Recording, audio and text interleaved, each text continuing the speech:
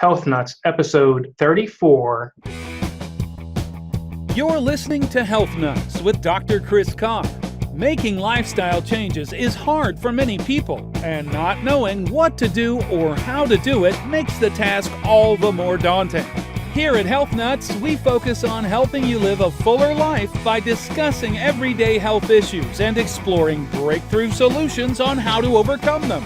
And now, here's your host, Dr. Chris Carr.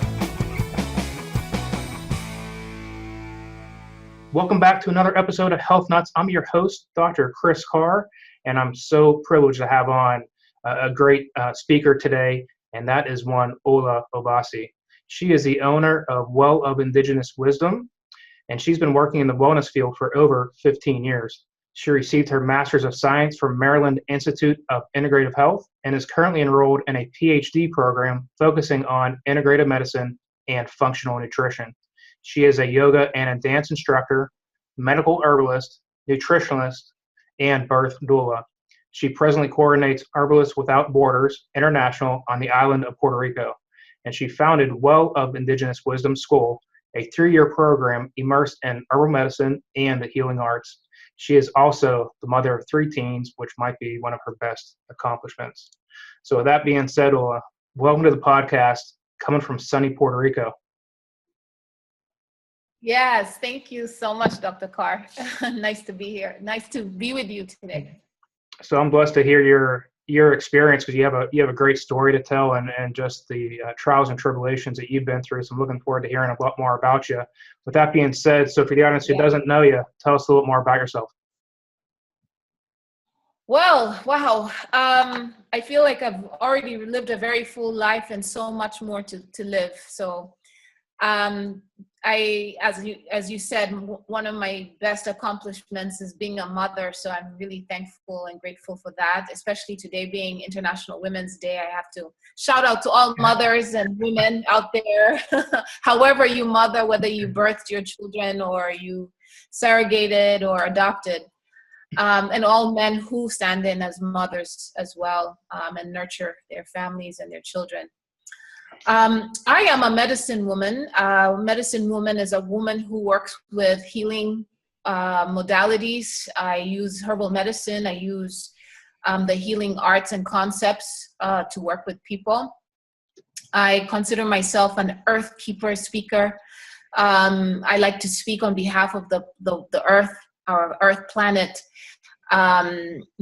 Just educating people continuously about plants, about trees, being aware and observant about how we integrate with nature. Of course, as you said, my formal education is in herbal medicine and nutrition. So there's that aspect of the science, if you will, that meets the indigenous, which is what I began with. So basically, that's my path, is working with indigenous concepts, which would be the medicine woman, the earth speaker keeper, and working with science that continuously helps us to understand indigenous mysteries or the unexplainable through my formal education in herbal medicine and nutrition. So that's basically it. That's your background. So then I know, so you have a place up here in Pittsburgh, but then you're in Puerto Rico now for most of the time. How'd you end up down that way, and how'd you end up out this way? Right. Well, I was in Pittsburgh for about 7 years. I owned Ola's Herb Shop at the time. It was really successful. I met a lot of people. I think a lot of people have been motivated from the herb shop. I was in Squirrel Hill. I still have a lot of clients and students in Pittsburgh, so I need to come back and forth to visit both. And I also have family there. My 2 daughters are there in college, and my mother lives there as well. So Pittsburgh is home, is one of my homes. I have many homes, and Pittsburgh is certainly one of them. Wonderful people there who. For me, Pittsburgh was like a playing ground, because I started my official business there, as in brick and mortar. And so Pittsburgh allowed me to do that, gave me the space to do that. I think Pittsburgh is good for that, you know. Yeah, it's a great place to raise a family. I would completely agree. And I love your story just because of it covers a lot of different ground, which yes. A bunch of different specialties from a birth doula, which is just amazing to be able to experience that and then be able to do the healing on the other end. But I know one of the things we're going to get into is one of my passions as well is how do we get more access to people who can't afford various forms of treatment and getting into community wellness. And that's what today's going to be about, is going to be getting into and working with the public who, unfortunately, from most of the time, no fault of their own, have no revenue stream to afford the services that they should be granted to. So I'm looking forward to hearing that message and what you're doing down that way. And with that being said, I always like to start off these podcasts with an affirmation or a quote, maybe words of wisdom. Excuse the pun. What do you got? Well, the time is now. I believe in acting in the present, balancing thoughts, ideas, concepts, and perception with doing, interacting, and participating now. Because now is the amalgamation of the past, the present, and the future. There's no better time. The time is now. Yeah, I love that so much for so many different reasons. A lot of times we get stuck in thinking months. Yesterday and tomorrow. Right. Stuck on the past, stuck on the future, and not living in the moment. And I've been completely guilty of that, as I would imagine most people have been. Maybe what are some recommendations what are some recommendations maybe you have that you've taught your clients and friends and family how to live in the now? Well, for myself, I have to remember the affirmation of now. My godmother always says, remember the eternal now. And so when I think about that, and I also think of Eckhart Tolle's work on that, on the eternal now. So that affirmation in itself, just giving myself pause to think about that, and also asking people to do that, clients and community, to just give yourself pause to really understand what now is and to value breathing in the moment. So breath, connecting with breath. I mean, there's enough science, there's enough research out there on breathing, meditation, stillness and mindfulness. That to me just brings presence of the moment. And I also there's a word that I like to use called resource. So resourcing is once you've spent so much and you're burned out, you're running here, you're running there, you haven't had enough time for yourself or your family. Resource is coming to the center of yourself. So doing nothing actually helps to resource. It's like recharging or rejuvenating. Give and pay forward, be more giving doesn't mean things always or money. It means, opening the door for someone or helping somebody with something, an elder with something heavy, or driving them somewhere, or, a friend who has little children and wants to go out on a date with her husband or his wife, assisting them with babysitting, just things like that. So giving and paying forward is I have a very good example. I was vending last week, and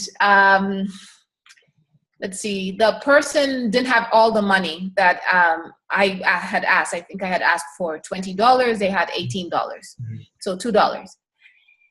And they just couldn't figure it out. So I said, you know what? It's okay. Pay it forward. And buy somebody else, something for $2, to give that as a donation to someone who needs the $2. And shortly after that, someone else comes in and they give me money, and I don't have change of exactly $2. So it just all balances out at the end. So just, when you enter the mind frame of just giving and paying forward, everything balances out. And that's living in the now, not thinking about, yesterday and today, tomorrow, but just now, the moment of now.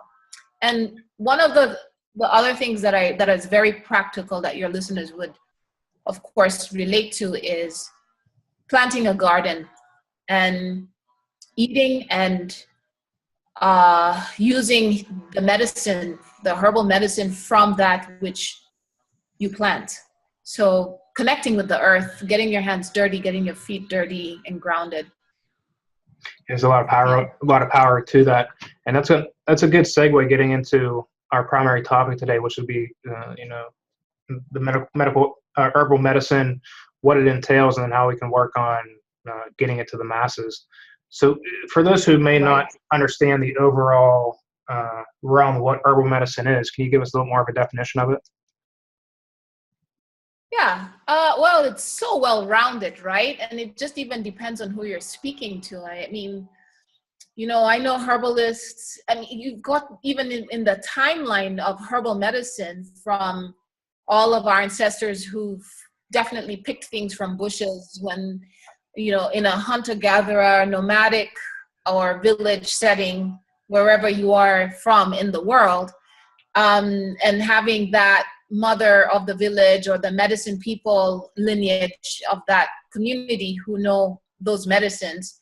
So from there down to the folk medicine people, the students of herbal medicine, those who were physiomedicalists, if you will, doctors who studied with herbalists and botanists, those are all herbalists. So you've got your grandmother or your grandfather's herbal secrets, herbal secret medicine formulas, to your physical medicalists or your eclectic medicalists who had pharmacies, not like pharmacies that we would see today, definitely, but pharmacies with old formulas that integrate herbal medicine, plant medicine, maybe some minerals and animal products as well.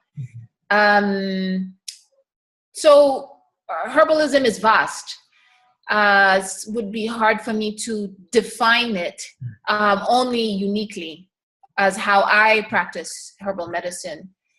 So my practice of herbal medicine lies in community health and awareness. Again, it is about giving back, and it's about connecting plants with people.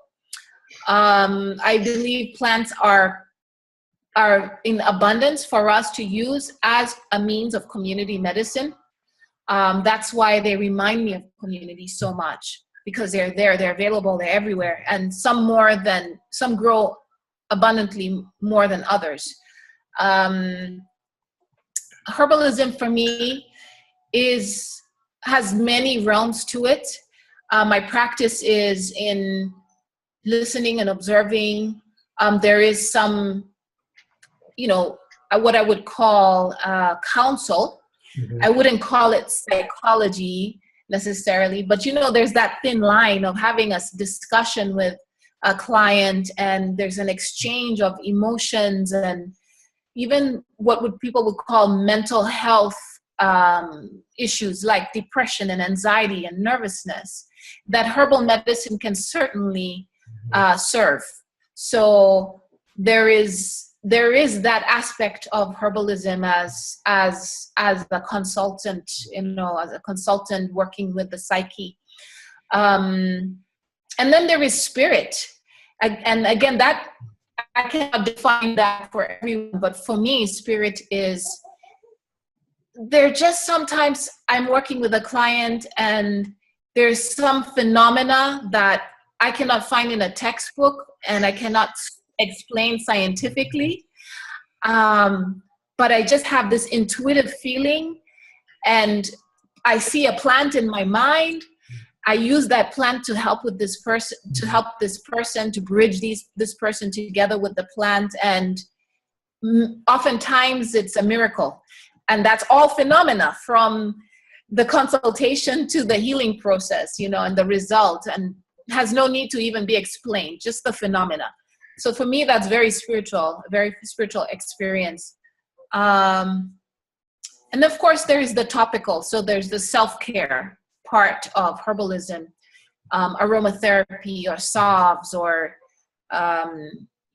clays, and another aspect of self-care and restoration. Mm-hmm. And I would argue that when that person's in front of you and you're working with them, that they're not there by accident, and you're exactly the right person at the right time that they need to be with. And for one reason or another, the message was found. You ended up being the medium to work on helping them restore their health. And I feel Absolutely. I've been in practice for 15 plus years, and I wholeheartedly believe that when patients enter my office, they're not here it's not a mistake how they one way or the other, how they got through my front door, how they found me online, or however they came across me. It was not by mistake. I completely agree with what you're saying. Yes, those synergies. And you know what else I've found out is also sometimes, I don't know about you, but I like to stay very humble in my consultations, because most of the time I found these themes. Sometimes I myself am working with something in my own personal life, and I all of a sudden have all these clients working on a similar thing, of course, not in a pathological way, for me at least, but I might be curious about this issue, or there's someone in my family who's going through the same pathology, or something along the lines. And now it's like practice when all these clients come in, and I have the opportunity to start to master this topic. It could be depression, it could be cardiovascular related, anything. So I really do believe as practitioners, we are practicing, and our clients are giving us the opportunity to practice in learning about ourselves ultimately. So it's such a blessing for me, I see, as to work with clients. It's truly a blessing. It serves me so much, where I'm able to also serve others. Yeah, and that's exactly what we're going to get into next. And one of the reasons why I was attracted to you and your message is that we have a similar a servant's heart, if you will, with the work that you're doing now with the community health and wellness, and for what I'm trying to achieve up here as well at our community health and wellness program with our drug-free pain management clinic in Washington, PA. Yes. Our paths cross for this reason, because we can kind of teach others and maybe work on turning some other light bulbs on them, why we need to get others under treatments they might necessarily not be able to get to. So that being said, yes, how did you get into this, and what's the message you have to share? Well, a couple of years ago, more than a couple, while in Pittsburgh, and affiliated with Herbalists Without Borders, I wanted to give back. I was doing well in my business. And again, as a herbalist, for me, money is great. And for all of us, right? We love money. I mean, it gives us certain type of freedom and liberation. And especially when you're running a business, it's a good thing. But I thought about people who have no access to what I'm doing, and almost felt like a hypocrite working with these plants and not being able to give back to people who can't access. I didn't feel that was fair. So I started 3 Rivers Free Clinic for the People, which is still running. And we just started a campaign, went around, were able to rent space, and actually free, from the Union Project. And I think now it's moved to Irma Freeman, or it has several locations. And just work with community walk-ins, all kinds of people. And I got a lot of practitioners who are so willing to offer their services for free, to allow the community to experience, Reiki and yoga and massage and acupuncture and herbalism. What a treat for people who cannot access that. So my work really lies, even here on the island of Puerto Rico, lies in community work. I'm volunteering right now in rural areas, working with people who have been traumatized. There's a lot of PTSD on the island after the hurricane. And just offering the bridge as, plants and people. And there's been very many kind souls, particularly from the United States, who've been sending a lot of herbal medicines for me to be able to use and pass on to others. So that's what herbal medicine is about. That's what community spirit is about. So my message is, that's what we need to do. We need to come more and more into ourselves as community observers, community participants. And where there's opportunity to make whatever income that we need to make, we should, but we should also, again, pay it forward and do some volunteer work and make sure that all people have access to holistic healthcare. Because I think holistic healthcare is different from conventional healthcare in that way. Holistic healthcare should be accessible to everyone.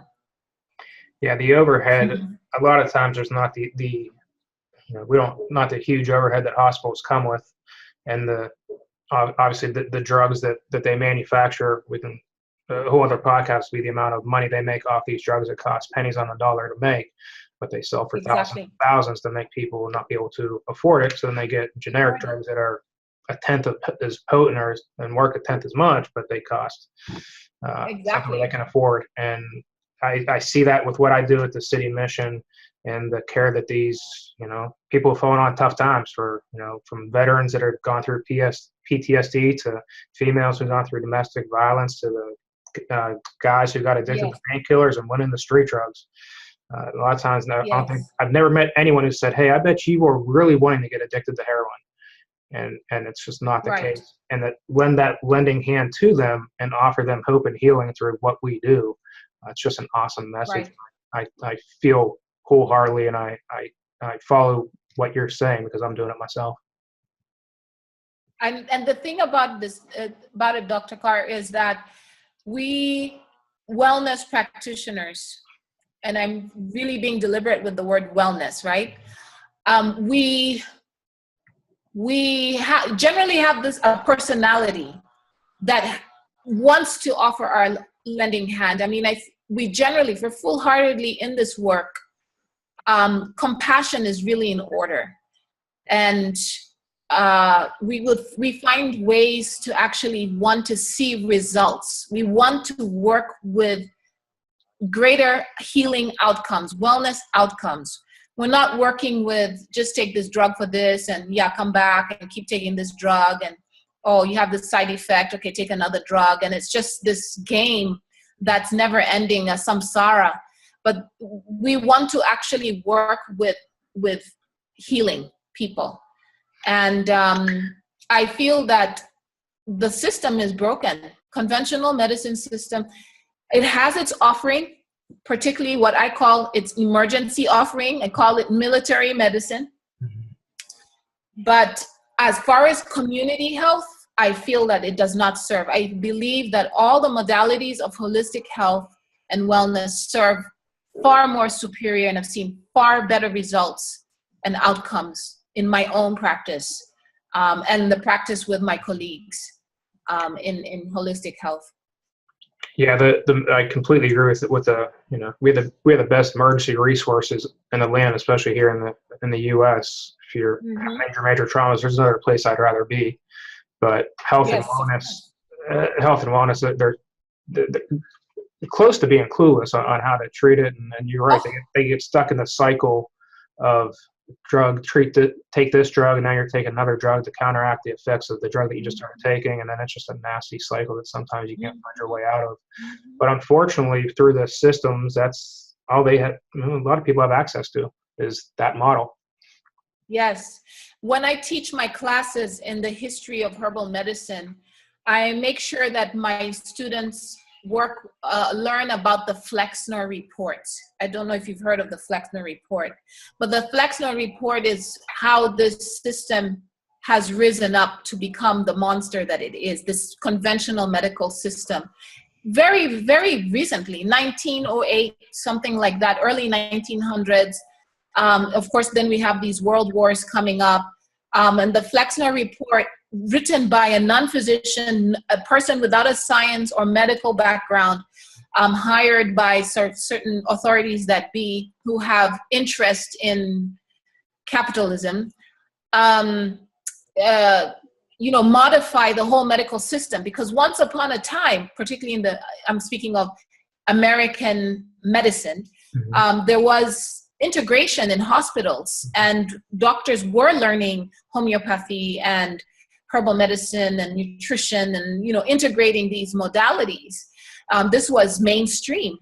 But when certain interests of these authorities that, showed up, come up and hire Mr. Flexner, who writes a report stating that medicine should be practiced a specific way. Women should be removed from medicine as practitioners, and herbs are nothing. Let's add just technology. People are now machines. There's a very reductionist view on the body and on humanity. It's like the soul doesn't exist anymore, and we're not people with a holistic frame. So this is a very recent thing. So we're still in that experiment, if you will, of this conventional medicine, this mainstream medicine. And so I really ask people to be aware of that and come back, understand that we need to come home in ourselves with community medicine, which is, I call holistic health, or this wellness medicine, understanding that we need to eat well every day. Our medicine is every day. Nutrition. We must eat well. We must take herbs here and there. Take your herbal tea, even if it's just something as peppermint. Peppermint is a very, very strong and beautiful plant. Can help with, as a carminative, help with stomach aches. It's very cooling in a body that's hot or, feeling anxiety. Good for headaches. It's a great repellent of ants and other bugs around the house, so there's a topical use as well. And I can name so many more things.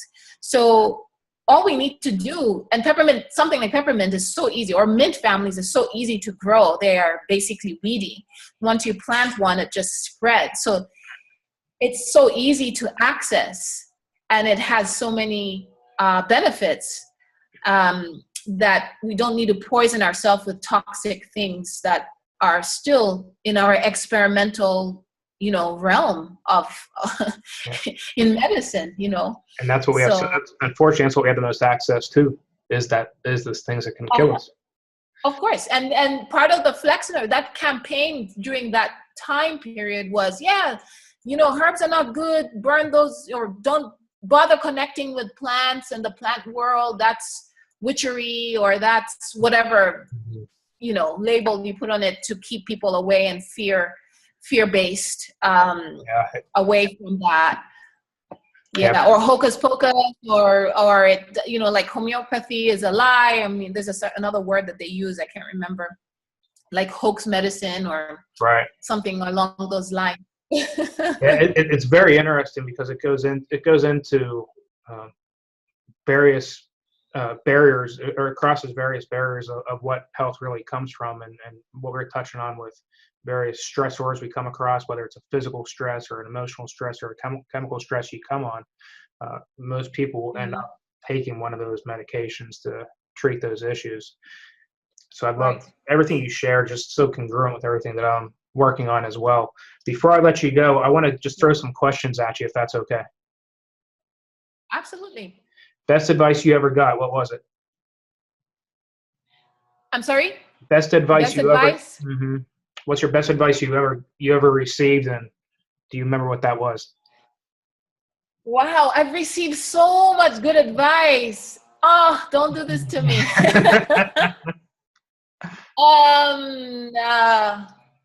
Well, I always speak about my grandparents, and I said this on a recent podcast. My grandfather was a revolutionary in Kenya, and detained during the times of colonialism, and really broken in spirit. And I remember him telling me, as I was sitting on his lap, I think I was about 13, and he said to me, always be true to yourself. Don't let anyone Even if you're standing alone, don't let anyone take you off your path. If you believe it, you walk it. Yeah, that would be probably the foundation of why I'm able to practice herbal medicine as I do too, or holistic health or healing arts as I do, because I truly believe in it. I've seen it work for me. I've seen it work for others, and I don't care what other people say about it. My grandfather already planted those seeds in my head. Be congruent in all aspects of your life. Love that share. What makes you a health nut? I'm a health nut because I love good health. I love my body. I love my life. So I'm a health nut because I want my body and my life to be the best. I love myself. And I notice that if I am happy, others are happy around me. I'm able to also serve others. So I'm a health nut because I want to have a good life. Therefore others have a good life too. Yeah.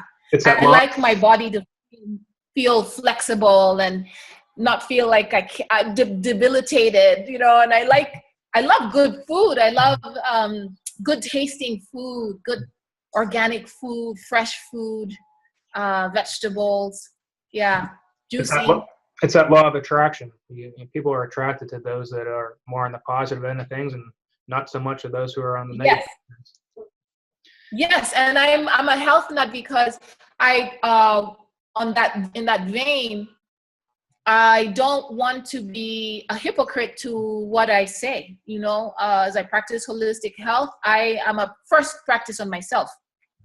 And live it. Completely agree. So for somebody that's out there that's listening and they want to get involved in their community, but they don't have any idea how to, or maybe this will get out to your resources and your friends and family in Puerto Rico, or even down here in the city where you have the clinics that are taking place. What would you say to them? Somebody who's wanting to get involved, what would they do? Well, I would say look for herbal groups and organizations. There's so many online now, and herbal schools too. Start to hang out with people who are,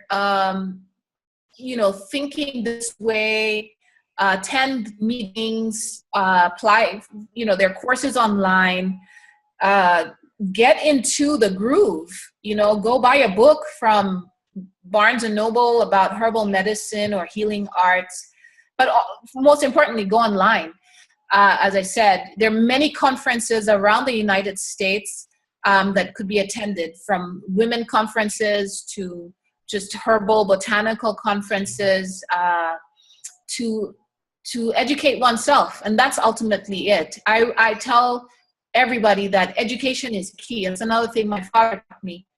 So go out there. And don't be afraid. There's options. There are other options to wellness and well-being, and so go out there, research, educate. Love that share. Before I let you go, so somebody who's wanting to find you and get hold of you because they love your message and they love what you have to share, how do they go about finding you? Yes. Well, my website's the best thing right now. You can go to wellofindigenouswisdom.com or find me on Facebook. My Facebook page is Well of Indigenous Wisdom, or my full name, Ola Tokumbo, OLATOKUNBOH, Obasi, OBASI. I'll be so happy to answer any questions and meet up with anybody. And for those of you that are listening, I'll put all of her contact information in the show notes, so you can just click on the link and it'll take you right to her. Ola, you said it all, and I appreciate you coming on so much and giving back once again today. Thank you so much, Dr. Carr. I appreciate this opportunity. You have a blessed day. You as well. And to the audience, we'll talk to you next time. Have a blessed week. Bye now. So, you've heard from the experts yourself this episode and have gotten some golden nuggets on health. There is so much more to come and so much more to learn. head on over to pghcw.com. Again, that's pghcw.com, and sign up for our newsletter where you'll receive free info on how to get and stay healthy. Thanks for listening, and we'll see you next time on Health Nuts with Dr. Chris Carr. Be sure to subscribe to the podcast and please leave a review.